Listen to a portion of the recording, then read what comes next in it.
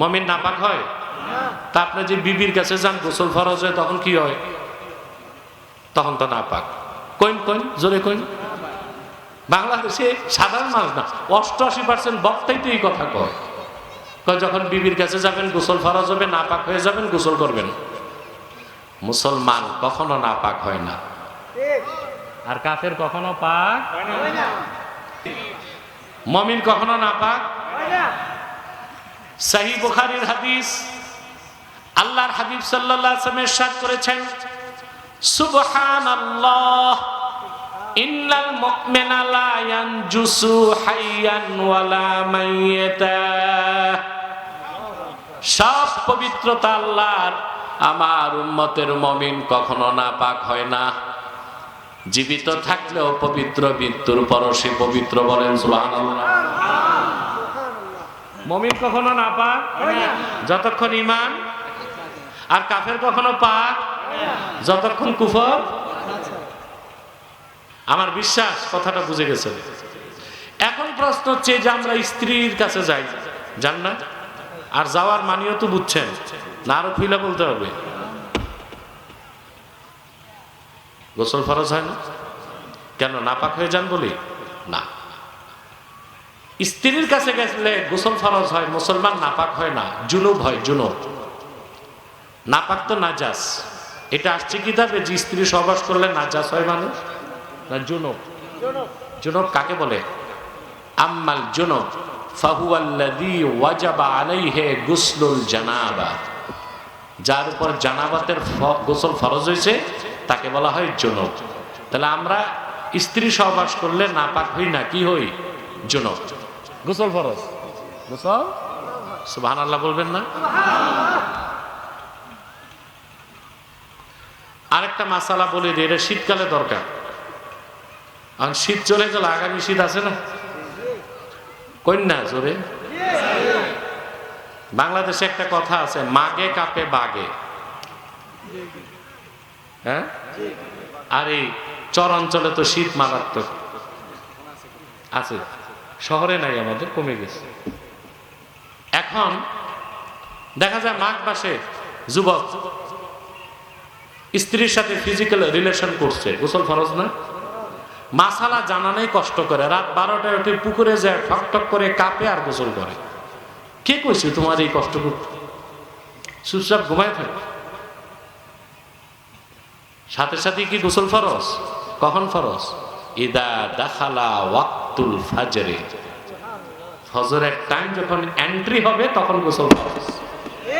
এর আগে গোসল ফরজ না। একদিন মাঘ মাসে শীত করে যদি শাস্তি পান, পুরা শীতকালে তো ভয়তে বউয়ের কাছে আর যাবে না। আরে ভাই হাসেন কেন? এটা তো সত্য কথা। মনে খুব লজ্জা পেয়েছে, এরা বিয়ে শাদী করে নাই, ভাবসাব এইরকম। তো গোসল ফরজ কি সাথে সাথে না ফজরের রক্ত হইলে? হ্যাঁ, তবে এর আগে যদি আপনি কোরআন শরীফ পড়তে চান, তাহাজ্জুদ পড়তে চান, তখন আবার গোসল ফরজ। তাহলে আমরা মাসালা না জানা থাকার কারণে বেহুদাই কষ্ট টষ্ট মাঝে মধ্যে করি। আর এইটারে মনে করি মুজাহাদা।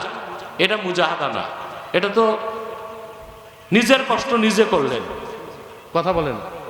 আমাদের দেশের লোক মুজাহাদা বুঝে না। সুফি দরবেশ হইলে 6 মাস গোস্ত খায় না, কাঠের তক্তায় ঘুমায়, জঙ্গলে যে চিল্লা দেয়, এক জায়গায় বসে তসবিহ পড়ে, এটা মুজাহাদা না। সুন্নত তরিকায় চলাই সবচেয়ে বড় মুজাহাদা। আপনি একদম গোস্ত ছেড়ে দিবেন কেন? এটা হালাল জিনিস। হাদিস শরীফে এসেছে, খায়রুত তাআমি ফিদ দুনিয়া ওয়াল আখিরাতিল লাহমু, দুনিয়া আখিরাতের সেরা খাদ্য হচ্ছে গোশত। মাঝে মধ্যে কম কম গোশত খাওয়া সুন্নাত, আবার প্রতিদিন বেশি বেশি খাওয়া বিদআত। কারণ খুব বেশি গোশত খেলে অন্তর শক্ত হয়ে যায়। ইমাম শাফি বলেছেন, ইন্নাল লাহমা ইউসাক্কিলুল কলবা, বেশি গোশত খেলে তা অন্তরকে শক্ত করে দেয়।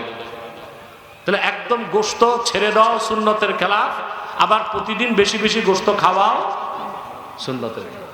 তাহলে মুজাহাদা কি? সুন্নতের উপর চলা। সুবহানাল্লাহ। আমরা আমাদের দেশের পিসাবরা মুজাহাদা বুঝে না।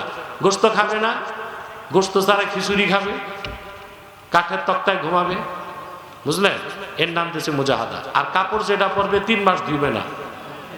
টুপিতে তিল পরে গেছে, 3 বছরে আতর লাগায় নাই শরীরে, প্লাস্টিকের জুতা, তাও 7 বার জ্বালাই, এটার নাম দিয়েছে মুজাহাদা। খোঁজ নিলে দেখা যায় বাড়ি আছে 7টা, গাড়ি আছে 3টা, বউ আছে 2টা। এই বেলায় মুজাহাদা নাই, সব মুজাহাদা পোশাক আশাকে। শুধু দেখানো মানুষকে আমি দুনিয়া চিনি না, দুনিয়া মুজাহাদা না ভণ্ডামি। তাহলে ভাই, সুন্নত তরিকায় চলার চেয়ে বড় কোনো সাধনা, সফলতা, মুজাহাদা নাই। যে কথা বলছিলাম, তো এই বেহুদা আপনি কষ্ট করবেন, শীতকালে যে পুকুরে গোসল করবেন, এটা মুজাহাদার অন্তর্ভুক্ত হবে না, বরং শরীরের উপর জুলুম করা। তাহলে মুমিন কখনো নাপাক হয় না যতক্ষণ অন্তরে ঈমান আছে, আর কাফের কখনো পাক হয় না যতক্ষণ অন্তরে কি আছে, কুফর আছে। তাহলে আমরা আজকে এই দীর্ঘ সময়ের আলোচনায় বুঝলাম যে সফলতার জন্য প্রথম কাজ হচ্ছে ঈমান আনা, আর হৃদয় থেকে শিরক কুফর দূর করা। এটা মনে থাকবে? তাহলে আমরা জীবন চলে গেল শিরক কুফর করব না।